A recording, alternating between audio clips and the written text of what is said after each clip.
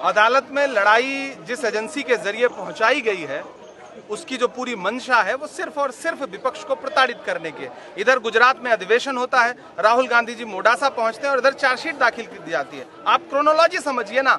Bharatiya Janata party आने वाले बिहार के चुनाव से, गुजरात में कांग्रेस पार्टी की सक्रियता से, आने वाले असम के चुनाव की संभावित हार को देख करके और विपक्ष की सक्रियता को देख करके 400 पार के नारे के बाद भी 240 पे अटक जाने के बाद भारतीय जनता पार्टी चाहती है कि विपक्ष को पूरी तरह से कुचल दिया जाए, उनके संसाधन तोड़ दिए जाएं, उनके नेताओं का मनोबल तोड़ दिया जाए। लेकिन भाजपा ये भूल जाती है कि ये गांधी परिवार है जिसने इस देश के लिए न जाने कितनी कुर्बानियां दी हैं। आप गांधी परिवार पे आरोप लगाते हैं, वो एक गांधी परिवार वो परिवार है जिसने अपनी निजी संपत्तियां इस देश के लिए दान कर दी हैं। आप उस पर इस तरह के आरोप लगाते हैं, ये बहुत शर्मनाक है और इसके खिलाफ पूरे देश में आज कांग्रेस पार्टी प्रदर्शन कर रही है। राहुल गांधी तख्तियों पे लिखा है डरो मत और सत्यमेव जयते। सत्यमेव जयते जब आपने लिखा है मतलब अदालत पर भरोसा है आपको, और डरो मत का नारा है। हमें अदालत पे भरोसा है लेकिन मीडिया पे बिल्कुल भरोसा नहीं। आप जो भाषा बोल रहे हैं ये भाषा जो है, आप हमें लोकतंत्र में प्रोटेस्ट नहीं करने देना चाहते। आप हमारे प्रोटेस्ट पे सिर्फ सवाल करेंगे। आप भारतीय जनता पार्टी से सवाल करिए ना कि उनकी मंशा क्या है।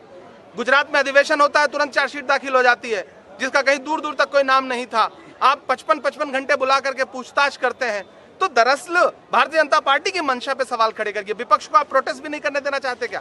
हम सत्यमेव जयते का नारा लेकर के प्रोटेस्ट कर रहे हैं ना। हम कौन सा किसी को व्यक्तिगत आक्षेप करता हुआ प्रोटेस्ट कर रहे हैं? हम कह रहे हैं सरकार जो है वो प्रताड़ना की राजनीति कर रही है, विपक्ष की आवाज को चलना चाहती है, राहुल गांधी को डराना चाहती है जो संविधान बचाने के लिए लड़ रहे हैं। लेकिन राहुल गांधी जी खुल के कह रहे हैं, मैं ये नहीं कहता कि मेरा सर न मिलेगा, लेकिन मेरी आंखों में तुझे डर न मिलेगा। आप राहुल गांधी को नहीं डरा सकते।